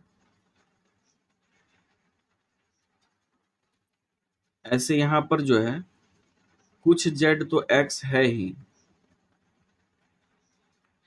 लेकिन जब ऐसा हो कि ये इसके अंदर में है तो इसमें सारे ही जेड एक्स हैं, तो ये अगर होता कि सभी जेड एक्स हैं तो ये सही होता, लेकिन यहाँ कह रहा है कि कुछ जेड एक्स हैं, तो ये जो है इसलिए ये कथन जो है गलत हो जाएगा। तो अगर हम लोग आंसर की बात करें तो आंसर है आपका कोई भी निष्कर्ष अनुसरण नहीं करता है, इसका राइट आंसर हो गया। नेक्स्ट क्वेश्चन दोस्तों ट्रिगोनोमेट्री का है, इसको हम लोग यही सॉल्व करते हैं।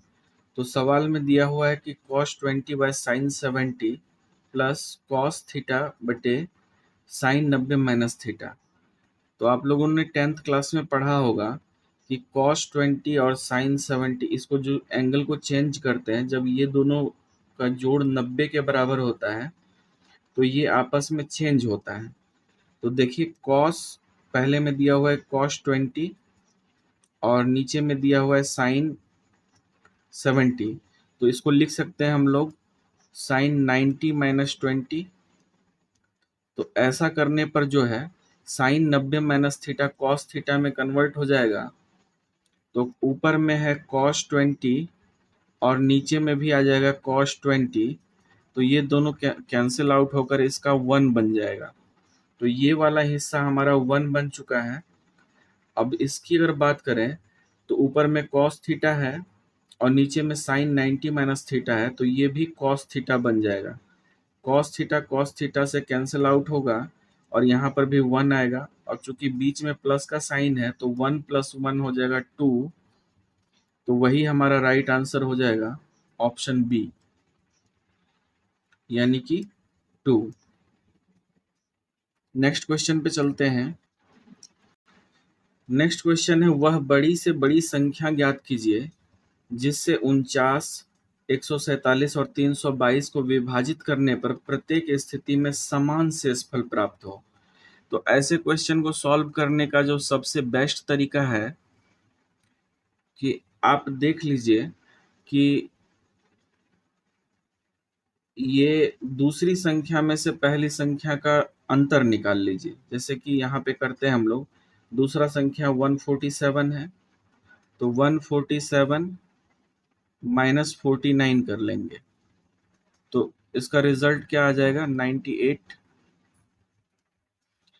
ठीक, अगला करेंगे 322 में से 147 घटाएंगे, 322 माइनस 147, ऐसा करने पर क्या आता है, तो आ जाएगा 175।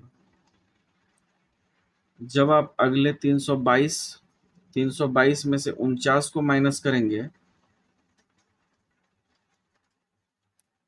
तो आपके पास आएगा 273। अब क्या करना है कि इस सब का HCF निकाल लेना है। तो जब 98 को जब फैक्टर करेंगे यानी गुणनखंड करेंगे तो आपके पास आएगा 2 गुना 7 गुना 7। 175 को जब फैक्टर करेंगे तो आपके पास आएगा 5 गुना 5 गुना 7। जब 273 को फैक्टर करेंगे तो आपके पास आ जाएगा 3 गुना 7 गुना 13। ये 3 है। पेन चेंज कर लेता हूं ताकि देखने में सुविधा हो। तो जब ऐसा कर लिए तो अब देखना है आपको कि इसमें से कॉमन कौन सा है। तो आप देख पा रहे होंगे कि यहाँ भी 7 है, यहाँ भी 7 है और यहाँ भी 7 है। तो कुछ इस तरह से इसका HCF निकल जाएगा। HCF आएगा 7। तो यही आपका आंसर भी है। प्रत्येक स्थिति में समान शेषफल जो है 7 ही प्राप्त होगा। तो उम्मीद करता हूँ ये आपको समझ में आ गया हो। नहीं तो आप एक बार इसको दोबारा से देख लेंगे, आपको बिल्कुल क्लियर हो जाएगा। इस तरह से बनाना बेस्ट रहता है। नेक्स्ट क्वेश्चन पे चलते हैं दोस्तों। क्वेश्चन नंबर 78 है, जो कह रहा है कि AD त्रिभुज ABC की माध्यिका है, P त्रिभुज ABC का केंद्रक है। यदि AP बराबर 14 सेंटीमीटर है तो PD की लंबाई कितनी है? तो ऐसी स्थिति में सबसे पहले बेस्ट यही रहेगा कि हम लोग त्रिभुज बना लें। तो ये हमारा त्रिभुज बन गया।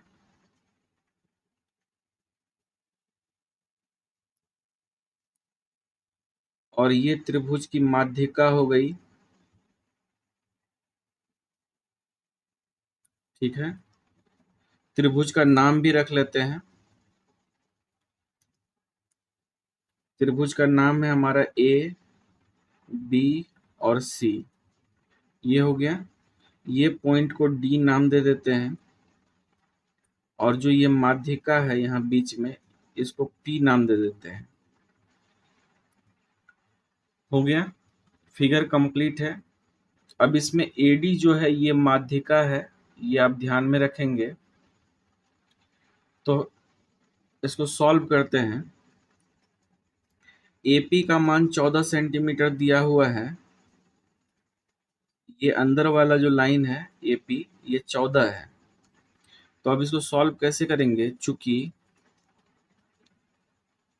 AP अनुपात PD ये दिया हुआ है, दिया नहीं है मतलब कि ये थ्योरम है, 2:1 होता है इसका रेशियो। तो अगर AP 14 सेंटीमीटर है तो PD जो निकालना है, तो PD क्या हो जाएगा? 2 का वैल्यू 14 तो 1 का वैल्यू 7। सीधा सीधा जवाब है इसका। तो आप देख पा रहे हैं राइट आंसर ऑप्शन ए हो जाएगा। ठीक इसी तरह से सॉल्व करना है इसको, ऐसे क्वेश्चन को। चलिए नेक्स्ट क्वेश्चन पे चलते हैं। नेक्स्ट क्वेश्चन कह रहा है कि किसी वृत्त के ऐसे त्रिज्यखंड का क्षेत्रफल ज्ञात करें जिसकी त्रिज्या 4 सेंटीमीटर और कोण 30 डिग्री है। तो ऐसे त्रिज्यखंड का क्षेत्रफल ज्ञात करना है हमें। तो ये हमारा हो गया सर्कल और इसमें त्रिज्यखंड बना लेते हैं। तो ये कहीं पॉइंट होगा। अरे भाई, हाँ, ये त्रिज्यखंड हो गया। इसका कोण दिया हुआ है 30 डिग्री। ध्यान देंगे दोस्तों, 30 डिग्री। ये A हो गया, ये B हो गया और ये हो गया O सेंटर। रेडियस दिया हुआ है हमको 4 सेंटीमीटर। चलिए इसको सॉल्व करते हैं। तो इसका फॉर्मूला होता है θ/360 इंटू πr²। बिल्कुल आसान है। तो अब इस पे बैठाएंगे सिर्फ फॉर्मूला पे और हमारा आंसर आ जाएगा। तो थीटा का वैल्यू कितना है? 30। 360 तो फॉर्मूला वाला ही है, इंटू पाई का वैल्यू होता है 22/7। इंटू करेंगे, रेडियस दिया हुआ है 4 इंटू 4 πr²। अब जब इसको काटा पीटी आप करेंगे, 4 तिया 12, तो आपके पास कट कुट के ये आ जाएगा 22 चौके 88/21। और जब इसको दशमलव में कन्वर्ट करेंगे तो 4.190 के आसपास आएगा। 4.190। तो देख लेते हैं हमारा समकक्ष आंसर कौन सा है। ये है ऑप्शन सी, 4.186। तो यही हमारा राइट आंसर हो जाएगा। चलिए नेक्स्ट क्वेश्चन को देखते हैं।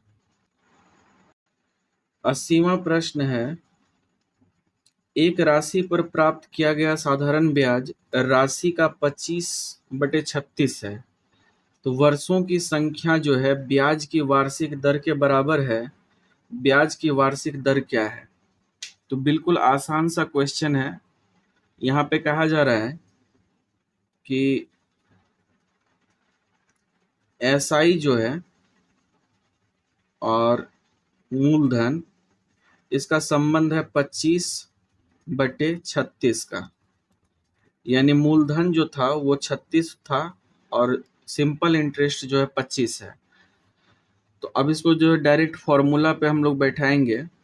तो फॉर्मूला तो आप जानते ही हैं, साधारण ब्याज का क्या होता है, मूलधन गुना समय गुना दर बटे 100 होता है। तो उसको अगर हम लोग क्या निकालना है, वार्षिक ब्याज की दर, तो आर ही लिखेंगे, 2 बार करेंगे क्या, R R R into R into 36 बटे क्या 100, और ये बराबर हो जाएगा किसके,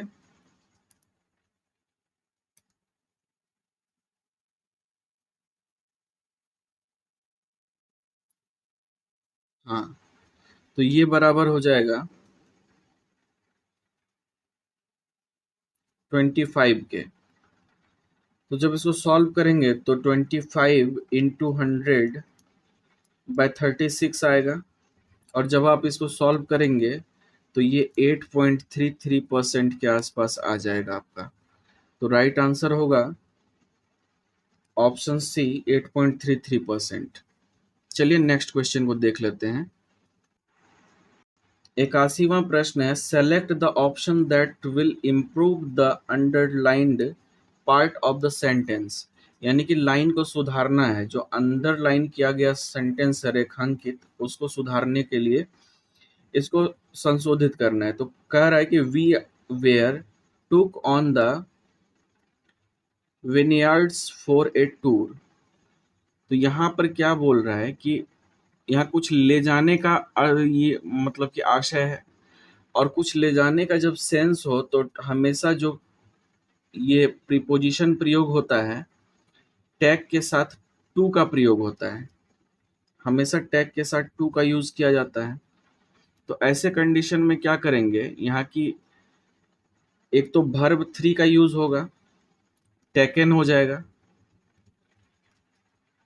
और साथ में टू लग जाएगा। तो हमारा सुधरा हुआ वाक्य क्या हो जाएगा, we were taken to the vineyards for a tour. चलिए इसका ऑप्शन भी देख लेते हैं, कहाँ गया ऑप्शन, हाँ, तो ये है हमारा ऑप्शन ए, जो कि राइट आंसर होगा। नेक्स्ट क्वेश्चन पे चलते हैं दोस्तों। नेक्स्ट क्वेश्चन है, select the most appropriate antonyms of the given word. तो वर्ड है हमारा बेटरमेंट। बेटरमेंट के लिए हमें बताना है एंटोनिम्स को, तो इसका राइट आंसर हो जाएगा डेट्री, हाँ, तो बेटरमेंट का ऑपोजिट हो जाएगा डेट्रियोरेशन।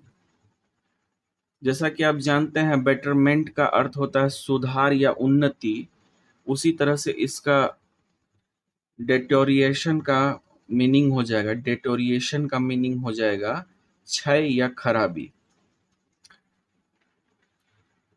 और अन्य विकल्पों का अगर बात करें हम लोग, तो पहला दिया है प्रोस्पेरिटी। प्रोस्पेरिटी का मतलब होता है संपन्नता। प्रोग्रेस है, प्रोग्रेस का मतलब होता है तरक्की। एडवांसमेंट है, एडवांसमेंट का मतलब होता है उन्नति या वृद्धि। लेकिन जो एप्रोप्रिएट है वो बेटरमेंट का क्या होगा, डेटोरिएशन, डेटोरिएशन, यानी कि यही उल्टा शब्द है जो कि क्षय के लिए यूज होता है। चलिए अगला देखते हैं। 83वां प्रश्न है, although he got the message he rushed home. तो यहाँ पे तो रश्ड होम कहने का मतलब क्या, बहुत ही हड़बड़ी के साथ वो अपने घर जा रहा है। तो यहाँ पे ऑल्दो नहीं होगा, यहाँ पर होगा एज सुन एज, यानी कि यथाशीघ्र, जितनी जल्दी हो सके। तो यहाँ पर वाक्य के अनुसार जो है एज सुन एज सही होगा। राइट आंसर है ऑप्शन बी। चलिए नेक्स्ट क्वेश्चन को देखते हैं। 84वां प्रश्न है, अनेक शब्दों के बदले एक शब्द के बारे में, लेकिन यह है अंग्रेजी में। तो select the option that can be used as one word substitution for the given group of words. कहा जा रहा है कि ए टाइप ऑफ सबस्टांस और materials that burns very quickly, यानी कि कुछ ऐसा पदार्थ जो कि बहुत तेजी से जलता है, उसको क्या कहेंगे? तो उसको कहा जाएगा इनफ्लेमेबल, यानी कि ज्वलनशील। इनफ्लेमेबल जो होता है वो ज्वलनशील होता है, जैसे कि पेट्रोल हो गया, ये सब जो है इनफ्लेमेबल मटेरियल होता है। बाकी ऑप्शन की अगर बात करें तो इंडेलेबल जो है, इसको कहते हैं, इसका मतलब हो गया अमीट, यानी कि जो मीट ना सके। इनक्रेडिएबल की अगर बात करें तो इनक्रेडिएबल का मतलब होता है अविश्वसनीय, यानी एकदम आश्चर्यजनक। इनविजिबल का मतलब होता है गायब, अदृश्य। तो एकदम तेजी से जलने वाला जो है वो इनफ्लेमेबल होगा। फ्लेम मतलब होता है ज्वाला, यहीं से आप पकड़ सकते हैं। नेक्स्ट क्वेश्चन पे चलते हैं। नेक्स्ट क्वेश्चन है, select the option that can be used as one word substitution for the given group of words. A plan or route to be followed on a journey, यानी कि किसी यात्रा में जो अनुसरण किया जाने वाला रूट होता है उसको क्या कहते हैं? तो उसको जो कहा जाएगा वो कहा जाएगा इटिनरी।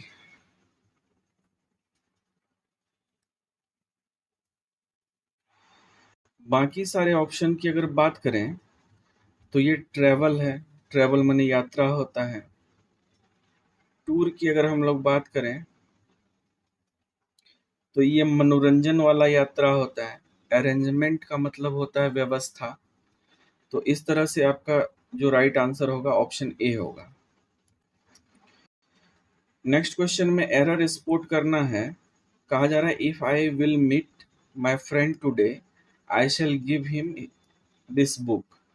तो बताना है कि इसके कौन से हिस्से में जो है गलती छुपा हुआ है। तो इसका जो पहला वाला हिस्सा है इफ आई विल मीट, यही गड़बड़ है। इफ आई विल मीट जो है इसके स्थान पर होना चाहिए इफ आई मीट। ऐसा इसलिए है क्योंकि कंडीशनल सेंटेंस में यदि रिजल्ट सेंटेंस और प्रिंसिपल क्लाउज हो तो सबऑर्डिनेट क्लाउज और कंडीशनल वाक्य में सामान्यतः प्रेजेंट इनफिनाइट टेंस का यूज होता है। अगर आप ग्रामर पढ़े होंगे तो आप जानते होंगे। सिंपल है कि यहाँ पर जो है इफ आई मीट का प्रयोग होगा, ना कि इफ आई विल मीट का। चलिए नेक्स्ट क्वेश्चन पे चलते हैं। इसमें वोलेटाइल का जो है एंटोनिम्स बताना है। तो इसका राइट आंसर क्या होगा? ऑप्शन डी होगा, सर्टेन। जैसे वोलेटाइल का मतलब होता है परिवर्तनशील या अनिश्चित, उसी तरह से सर्टेन का मतलब होता है निश्चित।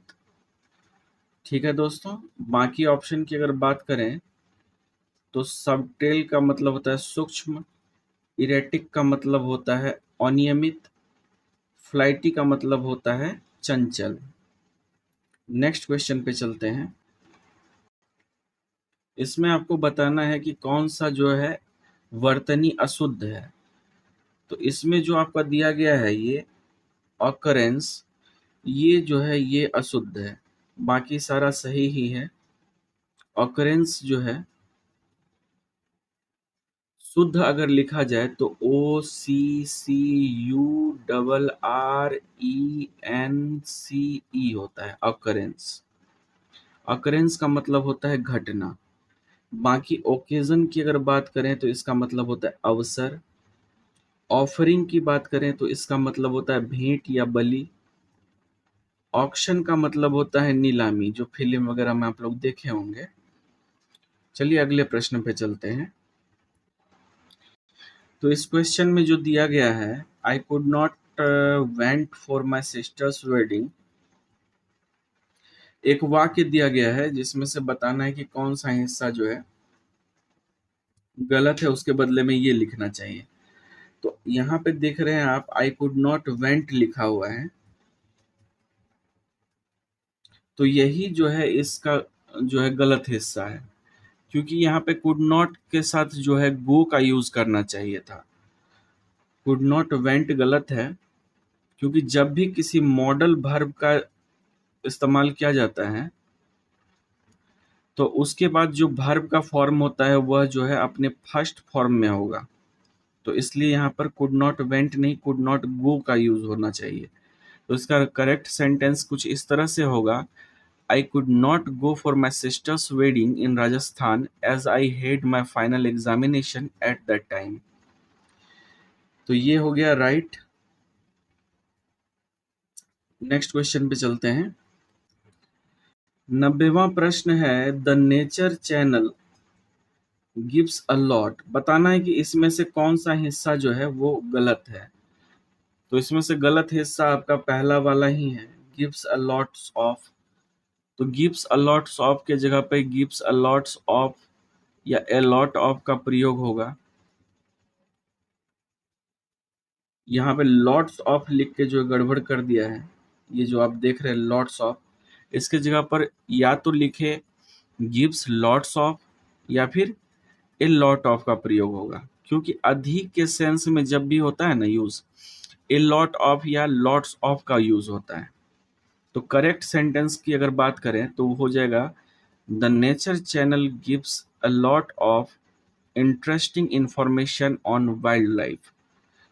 तो चलिए नेक्स्ट क्वेश्चन पे चलते हैं।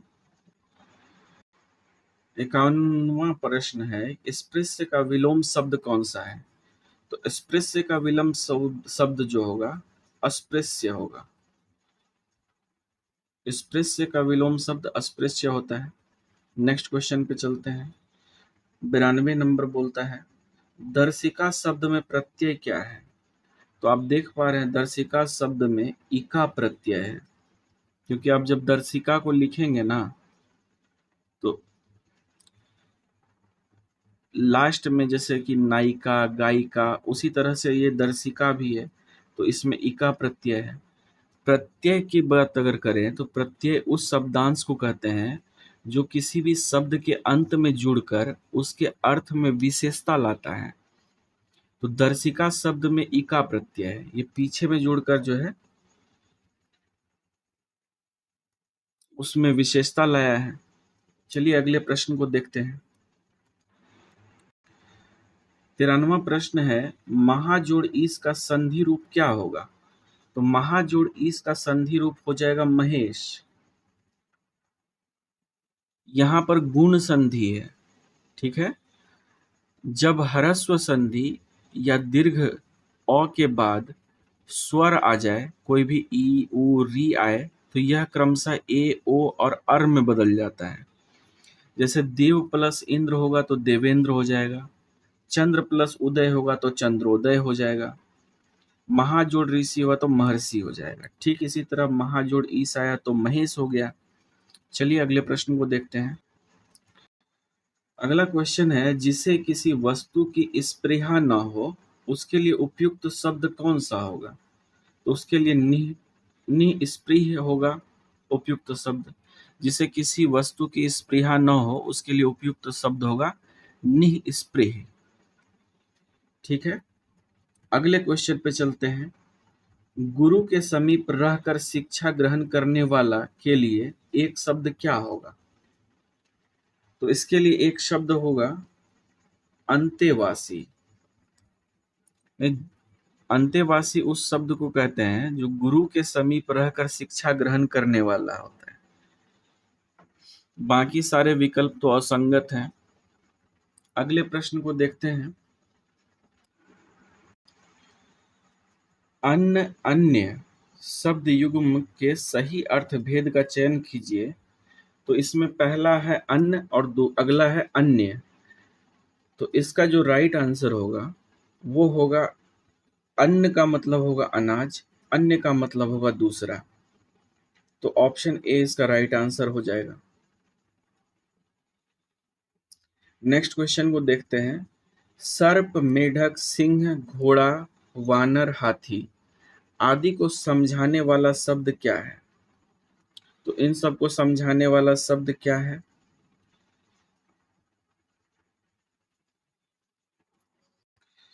आपको लग रहा होगा कि हो सकता है इसका आंसर पशु होना चाहिए, लेकिन नहीं, पशु होगा नहीं।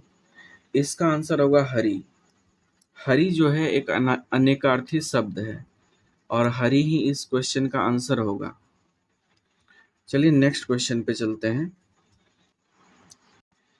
98 नंबर का प्रश्न है, अक्ष का अनेकार्थी बताइए। तो अक्ष का मतलब है धुरी। आप सुने होंगे कि पृथ्वी अपने अक्ष पर घूमती है। जिन शब्दों के एक से अधिक अर्थ होते हैं ना, उन्हें अनेकार्थी शब्द कहते हैं। अक्ष के अनेकार्थी शब्द इस प्रकार से हैं: ज्ञान, सर्प, रथ, मंडल, आत्मा। तो अक्ष का इतना सारा अर्थ होता है जिसमें से धुरी मिला है, तो वही सही जवाब है। नेक्स्ट क्वेश्चन है, मीमांसा का सही पर्यायवाची शब्द क्या है? तो मीमांसा का जो सही पर्यायवाची शब्द होगा वो होगा समालोचन। इसका अन्य पर्यायवाची शब्द की बात करें तो समीक्षा होगा, आलोचना होगा, विवेचना होगा, निरूपण होगा। ये सब जो है मीमांसा का सही पर्यायवाची शब्द है।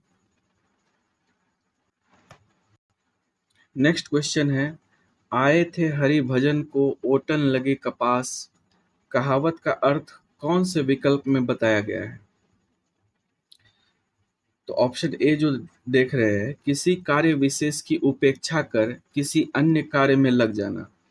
जैसे कि आप लोग आए हैं हमारे वीडियो को देखने के लिए, आए थे हरि भजन को ओटन लगे कपास और लग गए रील सरकाने में, शॉर्ट सरकाने में। तो ये भी इसका एकदम परफेक्ट एग्जाम्पल है। किसी कार्य विशेष की उपेक्षा कर आप हमारे ज्ञानवर्धक वीडियो को छोड़कर देखने लगे रील्स। तो ये भी इसका एग्जाम्पल होगा, किसी अन्य कार्य में लग जाना। तो दोस्तों ये थी आज की वीडियो। टोटल 100 क्वेश्चन हमने डिस्कस कर लिया है। अगर आपको क्लास अच्छी लगती है तो आप वीडियो को लाइक ज़रूर करें, और अगर कोई डाउट होता है इन 100 क्वेश्चन में से किसी भी क्वेश्चन में डाउट होता है या और कोई डाउट है आपके मन में, तो आप कमेंट बॉक्स आपके लिए ओपन है, आप कमेंट कर सकते हैं।